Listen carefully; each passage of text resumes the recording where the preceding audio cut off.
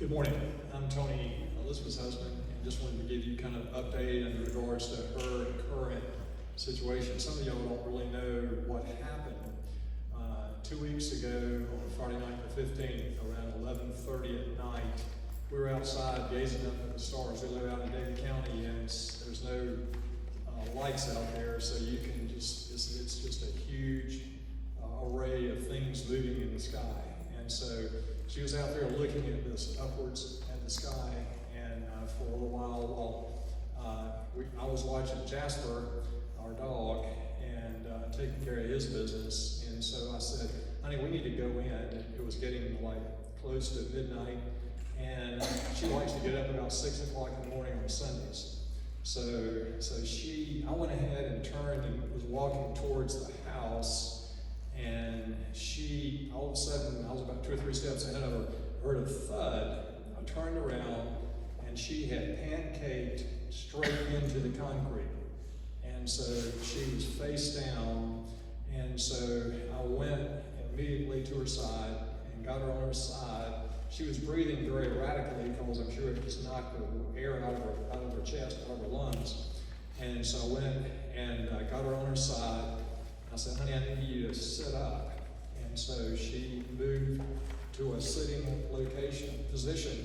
And I said, I want to go ahead, if you're okay, and take you inside, because she was, at that point I could already tell, it was dark out there, but I could tell that she was bloody.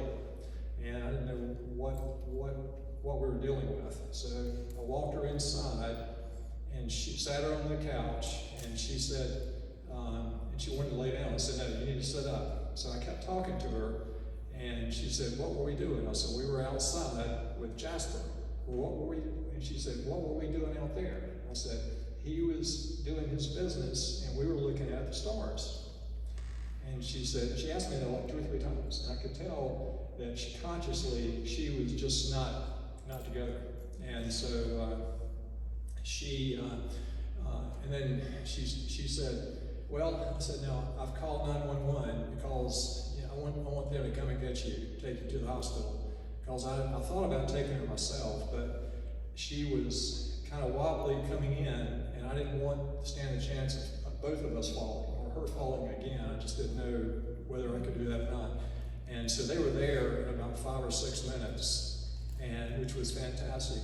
And when the lights came into our living room, I said, they're here, and she said, do I have any clothes on? I went, yes, you got your pajamas on, you're okay. And her next thought was, is the house okay? So I said, sure, it's fine. So they came in, and they took her over to Davie County Atrium, and at our request, because that's only about 5 or 6 minutes from our house. And they kept her there from around midnight until about 3 in the morning.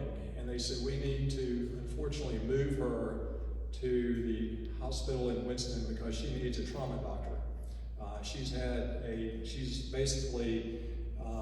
has had a traumatic injury. And so she needs to be there, and she needs an ophthalmologist to look at her, and they said what will happen is we take her over there, in a matter of 10 minutes, she'll have about 5 or 6 doctors right on her in the trauma area. So that's what happened. And so they took her over there, and then they kept her there until about 3 in the afternoon on Sunday, and then they moved her to ICU. So I knew when they moved her to ICU, this is pretty serious. And they said, we want to keep our eyes on her because there's a high percentage of people who fall again in a short period of time. So they wanted to make sure that all the signs were going to improve. And so she started, she got better and better almost in front of my eyes. I could tell that she was improving, and already a lot of people were praying for her. And so I guess they said, well, we think that she will be able to go Monday, but it might be Tuesday. We don't really know. We just want to make sure that her signs are good, her blood pressure is good, and all the different things, all the doctors that would sign off on her condition. And so about 11 o'clock on Monday, they came in and said, well, you need to go ahead and order said, we'll probably have her here until in the morning. So I thought, well, this is my opportunity to go and take care of my dog and go home. And so by the time I got to Davie County by like 12, she had called me and said, they're going to probably release me this afternoon. So it was progressing. Prayer works. It's really a miracle.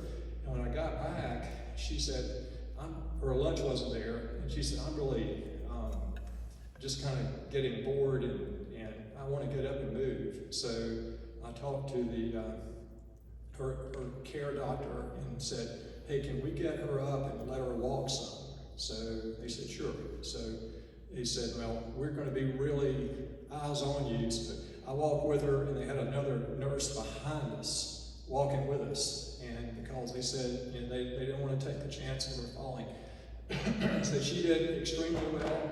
And then they said, well, we've got to get you signed off by the ophthalmologist before you leave, because they wanted to be sure I was, in a good condition and everything before she left. And so she came in and signed off, and then the doctor came in with physical therapy to make sure that she could move, and she didn't have anything else broken. She had one toe that was really, the skin was ripped off, and they wanted to be sure that toe was not broken. So they took some more x-rays, and so we didn't get out of there until about 4 o'clock on Monday.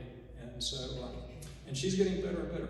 She's getting progressively, every day is a little bit better. And she asked me to thank you all for your prayers and your support, and continue praying for her. She will be, I'd say, next week, if you'd like to call her in the afternoon, that would probably be a good time to make a phone call.